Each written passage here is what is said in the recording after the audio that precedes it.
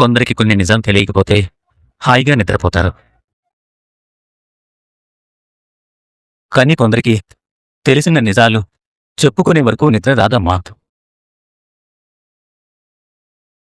చక్కగా టిఫిన్ చేసి టాబ్లెట్స్ వేసుకొని మీ అమ్మ హాయిగా నిద్రపోతుంది. ఎందుకో తెలుసా?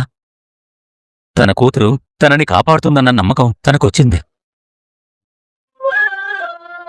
మరి ఆ కూతురెవరో తెలియాలి కదా. మామూలుగా అయితే బిడ్డకి తండ్రెవరో తెలియదు, తల్లి మాత్రమే తెలుస్తుంది. బిడ్డకి తండ్రిని పరిచయం చేసేది కూడా తల్లే. ఇదిగో మీ నాన్న అన్ని వేలైతే చూపించకపోతే తండ్రెవరో కూడా బిడ్డకి తెలీదు.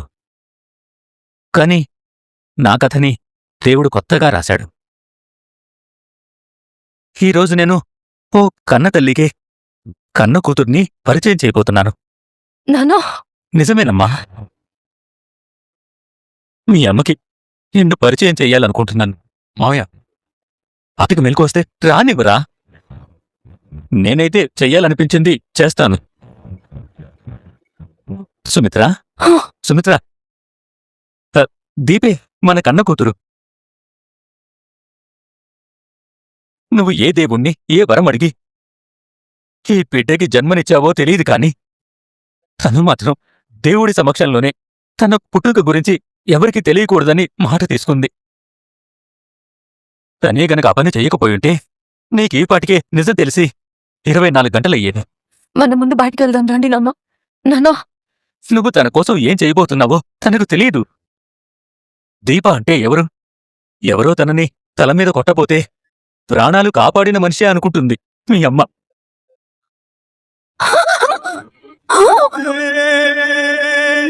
కాని తన ప్రాణాలు కాపాడింది తను ప్రాణం పోసిన మనిషి అని మీ అమ్మకి తెలియాలి కదా.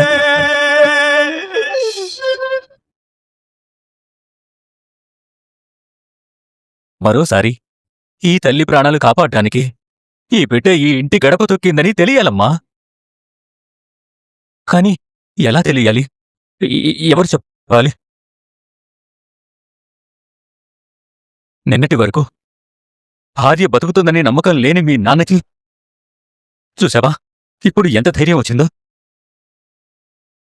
ఈ ధైర్యం ఎవరిచ్చారో మీ అమ్మకు తెలియాలి. మావయ్య, ముందు మనం బయటికి వెళ్దాంరా. నేను నా కూతురు గురించి నా భార్యతో మాట్లాడుతున్నాను. దీపా, నూరా, రే.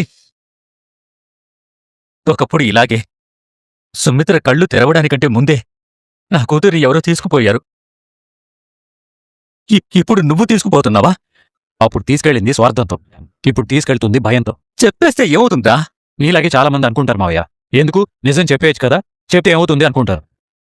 నిజం చెప్పేస్తే మనకి భారం దిగిపోతుంది, కానీ అవతల వాళ్ళకి భారం అప్పుడే మొదలవుతుంది. ఒక 5 ఏళ్ల పిల్లాన్ని తీసుకుని ఓ తల్లి జాతరకెళ్ళింది. పిల్లడు తప్పిపోయాడు. ఓ 5 ఏళ్ల తర్వాత ఓ కుర్రాడిని ఎవరో ఇంటికి తీసుకొచ్చి వీడే నీ కొడుకు అన్నారు. 10 ఏళ్ల వయసున్న కొడుకుని చూసి తను 5 ఏళ్లు పడిన బాధను మర్చిపోవడం. మరో 5 ఏళ్ల తర్వాత ఓ 15 ఏళ్ల వయసున్న కుర్రాడి ఇంటికొచ్చి నేనే నీ కొడుకుని అన్నాడు. వాడే అసలైన కొడుకు అని ఆ తల్లికి అర్థమైంది. చూడగానే 10 ఏళ్లు వెనకెళ్ళిపోయింది. అదే జాతర, తప్పిపోయిన తన బిడ్డ కోసం అదే ఏడుపు, అదే అది. కొడుకుని పెట్టుకుని కూలబడిపోయిన తల్లి మళ్ళీ లేవలేదు. కాసేపటి తర్వాత ఎవరో చెప్పారు ఆవిడ చచ్చిపోయిందని.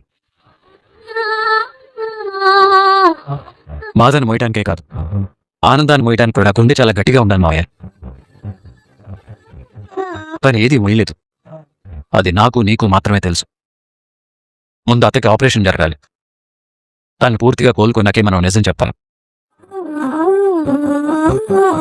దీపా, పద.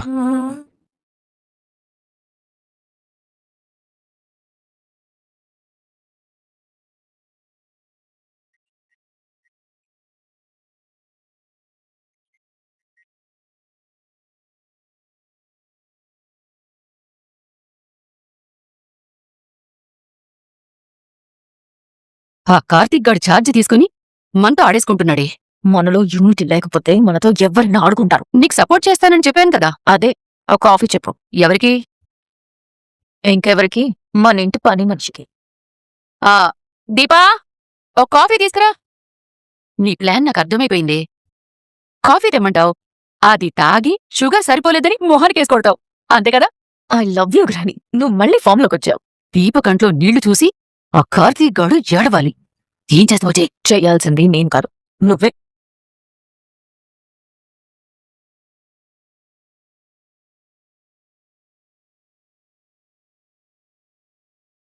కాఫీ మా గ్రాని. నువ్వు కదే తాగవలసింది. నువ్వు తాగు గ్రాని. ఇదేదో ప్లాన్ మార్చినట్టుంది. అయ్యయ్యో! అమ్మో! అమ్మో! దీపా, ఏమిటి చూసుకోవా? కళ్ళు నెత్తికెక్కి కావాలని మీదకొస్తే చూసుకోవా అని అడుగుతావేంటి? నాకు మీ కాలు తగిలింది. కావాలని నువ్వు పోసి నింద నా మనవరాలి మీద వేస్తావా? నిన్ను పిన్ని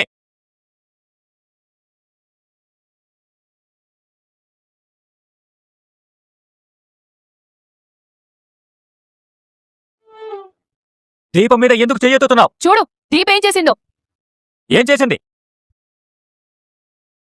కాఫీ తెమ్మని అడిగితే మీద పోసింది. అది కాదు చిన్నయ్య గారు, పెద్దమ్మాయి గారి కాలు తగిలింది. నేనిప్పుడు సంజయ్షి అడిగానా? చెప్పు దీపా, నేనిప్పుడు నిన్ను సంజయ్షి అడిగానా? ఏంటి డాడీ, మేమేదో తప్పు చేసినట్టు మాట్లాడుతున్నావు? నువ్వు మాట్లాడకు.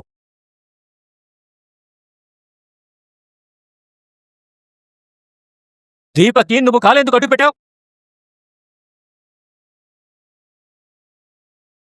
నిన్నే అడిగేది. దీపకి నువ్వు కాలెందుకు అడ్డు పెట్టావో మావయ్య, నువ్వాగరా. ఇక్కడ నేను తెలుసుకోవాల్సిన విషయాలు చాలా ఉన్నాయి. చెప్పు జోస్నా, కాలెందుకు అడ్డు పెట్టావు? నేనేమైనా దీప పడిపోవాలని కాలు అడ్డు పెట్టారా? మొబైల్ చూసుకుంటూ కాలు ముందు పెట్టాను. చూడకుండా నేను పెట్టినట్టే తాను తన్నుకుంది. అంటే జరిగిన దాంట్లో దీప పొరపాటు లేనట్టే కదా? చూసుకోవాలి కదా దశరథ. నేను నీతో మాట్లాడలేదు, జ్యోత్స్నతో మాట్లాడుతున్నాను. అంత సీరియస్ అవుతావేంటి దశరథ? కాసేపు నువ్వు అలాగే ఉండు నాన్న. నేను కొందరికి కొన్ని అర్థమయ్యేలాగా చెప్పాలి. ఎవరికి ఏం అర్థమయ్యేలా చెప్పాలి డాడీ? చెప్పు పిన్ని, జరిగిన దాంట్లో దీప పొరపాటు ఉందా లేదా? ఎందుకు లేదు? కింద చూసి నడిచుంటే కాఫీ నా చీర మీద పడి ఉండేదే కాదు కదా. అలాగైతే తప్పు నీదే పిన్ని.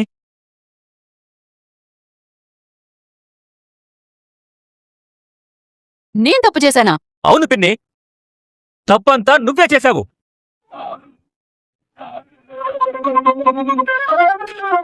మావయ్య ఆవేశం చూస్తుంటే నిజాలన్నీ అందరి ముందు ఇప్పుడే చెప్పేసేలా ఉన్నాడు. నేనేం తప్పు చేశాను? నువ్వు ఏం తప్పు చేశావో నీకు తెలియదా? ఓరి దేవుడు, దాసు దశరథకి ఏం చెప్పలేదు కదా. డాడీకి నిజం తెలిసి ఇలా మాట్లాడుతున్నాడా? చెప్పు పిన్ని, నువ్వు ఏం తప్పు చేశావో నీకు తెలీదా? నాకేం అర్థం కావట్లేదు దశరథ. అయితే నేను అర్థమయ్యేలా చెప్తాను. సార్, ఏదో చిన్న పొరపాటు జరిగింది. చిన్న పొరపాటేంటి సార్, చాలా పెద్ద పొరపాటే జరిగింది. అదృష్టం కొద్దీ దీప కింద పడలేదు గాని జ్యోత్స్న కాలు తగిలి దీప కింద పడిపోయింటే ఏం చేసేవాడివి? అప్పుడు దీప తప్పవుతుంది గాని నాదెలా తప్పవుతుంది దశరథ? ఈ మాట నన్నడుగుతున్నావా పిన్ని? నువ్వు ఏం తప్పు చేసావో నీకు తెలీదా? నాకు కళ్యాణికి పుట్టిన కూతురే జ్యోత్స్న. మా అమ్మ కావాలనే తన మనవరాల్ని నీ ఇంటి వారసురాలను చేసింది. ఈ నీ దేవుడి దగ్గరికి పంపేయ్.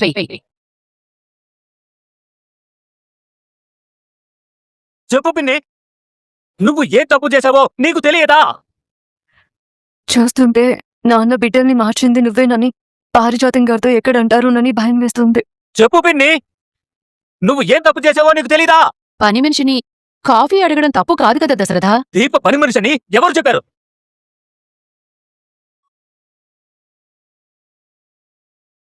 దీప పని మనిషి కాదు.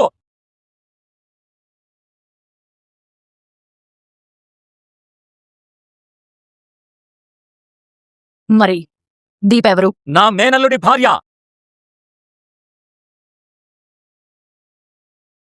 నా చెల్లెలి కోడలు. నీకు దీప పని మనిషేమో, కానీ నాకు నా ఇంట్లో మనిషి, నా బంధువు, నా ఆప్తురాలు. నా శ్రేయోభిలాషి, నా భార్య ప్రాణదాత. ఎప్పుడో ఒకసారి ప్రాణం కాపాడిందని గతాన్ని గుర్తుపెట్టుకుంటే ఎలా దశరథ? గతాన్ని నువ్వు మర్చిపోతావేమో పిన్ని, నేను మర్చిపోను. ఈ మాట పారుకి గట్టిగా తగులుతుంది. ఒక గతం మరొకరికి కథే కావచ్చు, కాని అనుభవించిన వారికి మాత్రం అది జీవితం. దీప నా భార్య ప్రాణాలు కాపాడింది.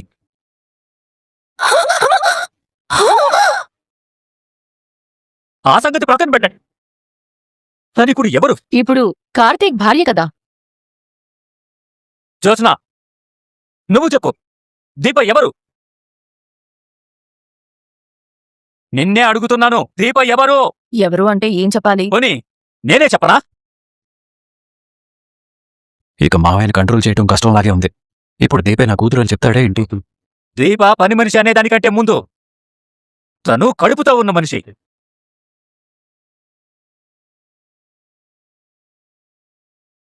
కడుపుతో ఉన్న మనిషికి కాఫీ తీసుకురా అని చెప్పడం తప్పా కాదా? తప్ప అంటే పని మనుషులుండేది పని చేయడానికే కదా. కడుపుతో ఉన్న మనిషికి పని చెప్పడం తప్పా కాదా? చెప్పు పిన్ని. కాఫీ కావాలంటే మరి ఎవరిని అడగాలి? జ్యోత్స్నను అడగాలి.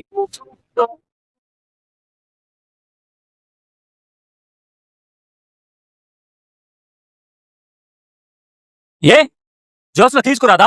డాడీ, నేనెప్పుడైనా కిచెన్లోకి వెళ్ళాను చూసావా? ఇంకా మీదట చూడాలనుకుంటున్నాను. అంటే కాఫీ నన్ను పెట్టనంటావా? పెడితే తప్పేంటంటున్నాను. నేనెందుకు పని చేయాలి?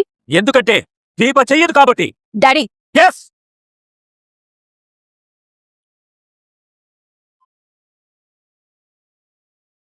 ఈ రోజు నుండి దీప నీకు గాని పిన్ని గాని కాఫీలు టిఫిన్లు ఇవ్వదు. పిన్ని, నీకేదైనా అవసరమైతే జ్యోత్స్నను అడుగు, తనే ప్రిపేర్ చేసి ఇస్తుంది. జరిగిందంతా నిలబడి చూస్తున్నావే గాని నువ్వేం మాట్లాడవేంటి తాత? జ్యోత్స్న ఎందుకు కాఫీ పెట్టాలని నువ్వు అడగవే. ఎవరు అడిగినా ఇదే మాట చెప్తాను. ఏమైంది దశరథ నీకు? జ్యోత్స్న మీద ఎందుకు ఇంత కోపం చూపిస్తున్నావు?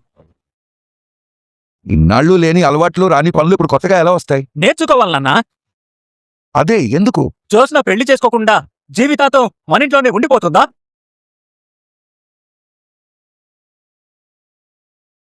ఈ రోజు కాకపోతే 2 నెలల తర్వాతైనా మన ఇంట్లోంచి వెళ్ళిపోయే మనిషే కదా.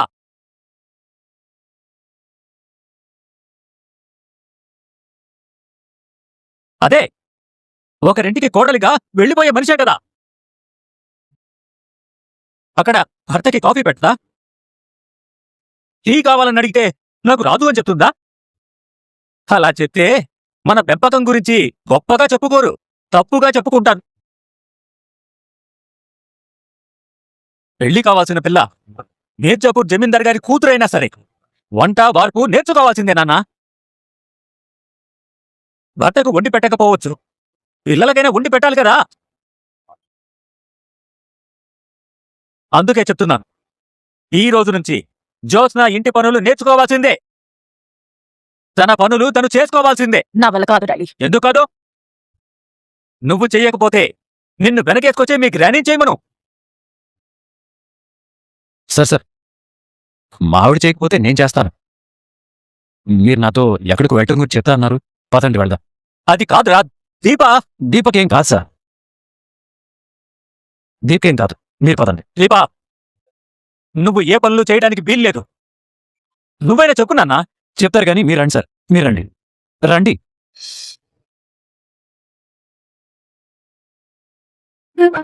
దశరథ బాధ మీకు అర్థమైందా?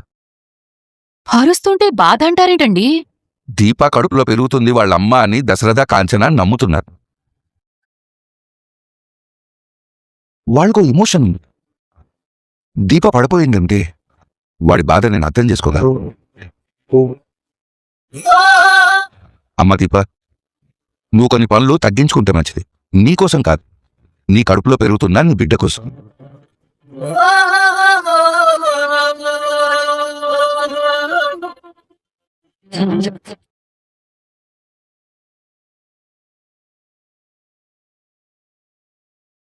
ఈ మధ్య మీ నాన్నకి ఏదో అయింది. అన్నిటికీ శివతాండవం చేస్తున్నాడు. దీపనైతే ఒక్క మాట కూడా పడనివ్వడం లేదు కదా. మీ నాన్న ఆలోచించేది సగం దీప గురించి అయితే సగం నీ గురించి, నా గురించా? పెళ్ళయి అత్తవారింటికి వెళ్లే ఆడపిల్లవి, పనులు నేర్చుకోమని శుద్ధులు చెప్తున్నాడు. శుద్ధులు చెప్పడం కాదు, కూతుర్ని ప్రొటెక్ట్ చేసుకుంటున్నాడు. నువ్వే కూతురువి, నిన్నే ప్రొటెక్ట్ చేసుకుంటున్నాడు. నీకు చెప్పినా అర్థం కాదులే. అంత అర్థం కాని విషయాలేమున్నాయే? మావయ్య, ఎందుకు నీకు ఇంత ఆవేశం? నీ ప్రేమని తట్టుకోలేకపోతున్నావు, నీ కోపాన్ని తట్టుకోలేకపోతున్నావు. నువ్వు మాట్లాడేటప్పుడు అత కళ్ళు తెరిచుంటే దీపే తన కూతురని తెలిసిపోయేది. హాల్లో నేను అడ్డుపడిపోయి ఉంటే దీపే నా కూతురని చెప్పేసేవాడివి. సుమిత్ర చూస్తుంటే నిజం చెప్పకుండా ఆగడం నా వల్ల కావట్లేదురా. ఎందుకంటే నా భార్యని నేను మోసం చేస్తున్నాను అనిపిస్తోంది. జ్యోత్స్నని పిన్నిని చూస్తుంటే వాళ్ళు చేసిన పాపాలు గుర్తొస్తున్నాయి. నా కూతురు పడిన కష్టాలు గుర్తొస్తున్నాయి. తట్టుకోవడం నా వల్ల కావట్లేదురా. గట్టిగా అనక మావయ్య, ఎవరైనా వింటారు. వినని. ఎప్పటికైనా నిజం తెలియాల్సిందే కదా. అయితే అత బతకాలని లేదా నీకు? కార్తీక్, అవును మావయ్య,